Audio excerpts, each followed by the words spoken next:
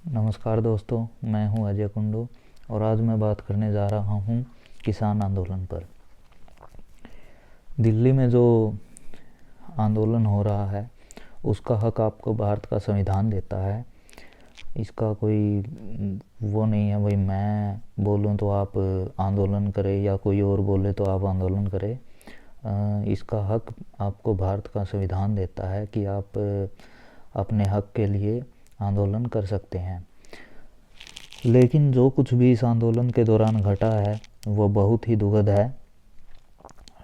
सबसे पहले 26 जनवरी पर जो हुआ, लाल किले पर एक निशान साहिब और मतलब एक धर्म का, विशेष धर्म का जो झंडा फहराया गया है वो बिल्कुल गलत था। जहाँ पर हमारे प्रधानमंत्री 15 अगस्त को झंडा फहराते हैं, हमारा भारत का तिरंगा फहराते हैं, वहाँ से भाषण देते हैं, वहाँ पर कोई और झंडा फहराया गया तो ये बिल्कुल भी संविधान के विरुद्ध है। और यहाँ पर लोकतंत्र जो भारत का संविधान है ये आपको बिल्कुल भी हक नहीं देता कि आप लाल किले पर कोई और धर्म विशेष का झंडा फहराएं और आप हिंसा करें। जो दिल्ली में जो हिंसा हुई है 26 जनवरी को वो भी बहुत दुखद है। हमारे 394 लगभग 400 पुलिस के जवान घायल हुए हैं। तो इसका हक आपको भारत का संविधान बिल्कुल नहीं देता है। आप अपनी आवाज़ उठा सकते हैं शांति से बैठकर, बिल्कुल आप अपने हक के लिए लड़ें। लेकिन जो ये हो रहा है ये बिल्कुल गलत हो रहा है। अब ये किसानों का आंदोलन बिल्कुल भी नहीं रहा है, इसमें पूरी तरह से राजनीति अपना पैर पिसार चुकी है। आप दिल्ली की सरकार को देख लीजिए, मिस्टर अरविंद केजरीवाल। पंजाब में 2022 में अगले साल चुनाव हैं और उसके वोट बैंक के लिए वो पता नहीं क्या क्या कर रहे हैं। और जो अकाली दल है उन्होंने पहले कृषि बिल का समर्थन किया और बाद में फिर वो एनडीए से अलग भी हो गए। अब वो इसका विरोध कर रहे हैं। कांग्रेस तो खाता ख़त्म, वो तो कुछ भी ले आओ। अगर हमारी आर्मी स्ट्राइक कर दे, एयर स्ट्राइक कर दे, सर्जिकल स्ट्राइक कर दे, वो भी गलत है।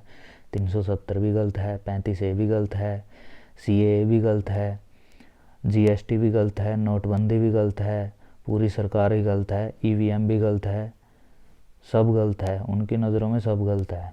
आर्मी से लेकर प्रधानमंत्री तक, मतदाता तक, संसद तक सब गलत है। तो कांग्रेस तो बिल्कुल अपनी क्या देश की नज़रों में बिल्कुल गिर चुकी है। तो अब आप समझ सकते हैं कि लोगों के सामने इस आंदोलन की सच्चाई आ चुकी है।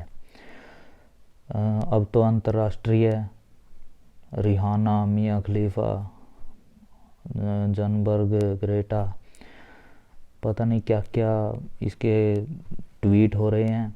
और हमारी मीडिया है जो क्या कहें, अब मिस्टर रवीश कुमार, उनको बोलते हैं कि इन्होंने आंदोलन के समर्थन में अपने ट्वीट किए हैं। और जब हमारे जो सुपरस्टार हैं विराट कोहली, सचिन तेंदुलकर, अक्षय कुमार, जब ये ट्वीट करते हैं तो इनको ये कम्युनल दिखने लगता है। तो ये सरासर गलत है, ऐसे नहीं होता। आप अपने देश के खिलाफ पता नहीं क्या क्या बोल देते हो। इन्होंने पहले, इनका तो ये आम आदमी पार्टी और ये रवीश कुमार एक कैटेगरी के हैं। ये अपने बात से ही मुकर जाते हैं। पहला उदाहरण दीप सिद्धू के मामले में विवेक रंजन अग्निहोत्री ने एक ट्वीट किया था दीप सिद्धू के एक बयान को लेकर कि भाई ये कैसा किसान है। तो MLA हैं आम आदमी पार्टी के नरेश बलियान, उन्होंने उस ट्वीट का रिप्लाई करते हुए लिखा कि आपको अंग्रेज़ी सुनकर हैरानगी होगी, ये अंग्रेज़ी बोलने वाला किसान है और ये किसान आंदोलन से शुरू से जुड़ा हुआ है। तो एक तो ये ट्वीट हो गया। फिर आते हैं रवीश कुमार के पास। NIA ने दीप सिद्धू के पास नोटिस भेजा। तो रवीश कुमार बोलते हैं कि अरे ये क्या कर रही है सरकार, बेचारे एक्टर के पास उनके ऊपर दबाव बना रहे हैं, वो तो किसान है, किसान का बेटा है, आंदोलन में शामिल है, ऐसे। इसके बाद 26 जनवरी को जो हुआ वो सबने देखा। दीप सिद्धू लाल किले पर मौजूद था और उसने लाइव होकर धर्म विशेष का झंडा फहराया लाल किले पर। तो भाजपा का आदमी बता दिया। नरेश बलियान ट्वीट करते हैं कि ये भाजपा का आदमी है। सनी देओल और नरेंद्र मोदी के साथ दीप सिद्धू की तस्वीर है, तो ये भाजपा का आदमी है, ये भाजपा की चाल है। भाजपा ने दिल्ली में दंगे करवाए, सब कुछ उसी ने करवाया। नरेश बलियान ने ये बोल दिया। उसके बाद रवीश कुमार वो भी बोलते हैं, अरे नरेंद्र मोदी के साथ इनकी तस्वीर है, ये तो भाजपा का आदमी है, पहले ये किसान का बेटा था, अब ये भाजपा का आदमी हो गया। उसके बाद देखिए कांग्रेस की बात देखिए आप। पहले सभी कह रहे थे कि ये तो भाजपा ने करवाया है, जो कुछ भी करवाया है। अब भाजपा एक्शन ले रही है तो कांग्रेस ने, पंजाब सरकार ने 70 वकीलों की टीम उतार दी कि जाइए उनके समर्थन में अपना सुप्रीम कोर्ट में केस लड़िए। अब ये क्या है भाई, आप पहले तो बोलते हो कि ये सब भाजपा ने करवाया है, बीजेपी ने करवाया है, और फिर आप दंगाइयों के समर्थन में 70 वकीलों की टीम तैयार करते हैं। तो ऐसे करोगे तो देश को पता चल जाता है कि ये सब क्या हो रहा है और आप क्या कहना चाहते हैं। तो अब अंतर्राष्ट्रीय, सचिन तेंदुलकर ने ट्वीट किया, रिहाना ने ट्वीट किया, तो सभी सुरजेवाला उसके समर्थन में कहते हैं कि रिहाना हमारे आंदोलन के साथ है, मियाँ खलीफा हमारे आंदोलन के साथ है। जब सचिन तेंदुलकर ट्वीट करते हैं कि हमारे देश के मामले में मतलब दखल देना अच्छी बात नहीं है, तो उसके खिलाफ हो जाते हैं। सचिन तेंदुलकर की पोस्टर पर स्याही फेंकते हैं। तो विदेशी ताकतों को ये समर्थन देते हैं और हमारे देश के जो भारत रत्न हैं उनके पोस्टर पर ये स्याही फेंकते हैं। तो ये सब पूरी तरह से राजनीति का आंदोलन हो गया है। अब इसमें किसान नाम की कोई चीज़ नहीं है। और किसान पूरे भारत में 150 मिलियन किसान हैं और इस आंदोलन में 0.06% किसान हैं, पंजाब और हरियाणा के किसान हैं। फिर ये कहते हैं कि ये तो देश का आंदोलन है। देश का आंदोलन कैसे हो गया भाई? ना इसमें राजस्थान का, ना इसमें मध्य प्रदेश का किसान है, ना इसमें बंगाल का किसान है, ना इसमें बिहार का किसान है, ना इसमें महाराष्ट्र का किसान है। आप कुछ लोगों को 1500 रुपये एक हफ्ते के देंगे, वहाँ पे बैठा के रखेंगे, उसको खाना खिलाएंगे, उसकी पैरों की मसाज करेंगे और बोलेंगे कि ये तो किसानों का आंदोलन है। तो ये पूरी तरह से राजनीतिक आंदोलन है और जो कुछ विपक्ष कर रहा है ये हमारी इकोनॉमिक ग्रोथ के लिए भी बहुत हानिकारक है।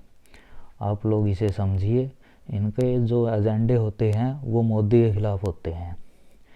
पहले इन्होंने आंदोलन जो शुरू किया था वो किया था कि MSP पर, कि सरकार हमें MSP नहीं देगी और MSP बंद हो जाएगी।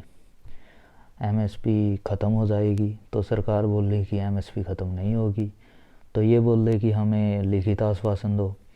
सरकार बोल रही ठीक है, आपको लिखित आश्वासन दे देंगे। उसके बाद ये बोल रहे कि मंडियाँ ख़त्म हो जाएंगी, मंडियाँ भी नहीं ख़त्म होगी। और उसके बाद ये बोल रहे कि हमें लिखित आश्वासन दो इस पे भी, वो भी ठीक है। इसके बाद ये बोल रहे कि कोर्ट जाने की मंजूरी नहीं है, एसडीएम के पास जाने की है, तो हमें कोर्ट जाने के लिए मंजूरी दो। उस पे भी सरकार राज़ी हो गई। फिर ये बाद में कहते हैं नहीं, तीनों कानून रद्द करो। अब ये थोड़ी बात होता है। अब पॉइंट टू पॉइंट बात करो, सरकार आपके सभी पॉइंट पर मंजूर कर रही है, तो एकदम से आप बोल देते हो कि नहीं कृषि कानून रद्द करो। तो ऐसे थोड़ी होता है। अब आप 0.006% किसान बोलते हैं कि कृषि कानून रद्द करो, तो बाकी का किसान क्या? बाकी का किसान तो इसका समर्थन कर रहा है, उनके तो ये हक में है। अब कांग्रेस की सरकार ने, पंजाब सरकार ने पंजाब में एक कानून लेके आए हैं अभी अभी 1-2 दिन पहले ही, कि जो भी कॉन्ट्रैक्ट करेगा, जो भी किसान कॉन्ट्रैक्ट करेगा उसे जेल में डाल देंगे। बताइए ये कैसा कानून है भाई? अब इसके खिलाफ प्रदर्शन होना चाहिए, लेकिन आप कर रहे हैं कृषि कानून के खिलाफ प्रदर्शन, जो आपके फ़ायदे के लिए है। आईएमएफ ने ये कहा है कि ये किसान भारत के लिए, भारत की इकनॉमी के लिए बहुत अच्छे हैं जो ये कानून लेके आई है, और इससे आमदनी बढ़ेगी, घटेगी नहीं, बढ़ेगी। आप बोल रहे हो कि हमारी तो ज़मीनें छीन लेंगे। कौन छीन लेगा? अंबानी अडानी को उड़ा रहे हैं।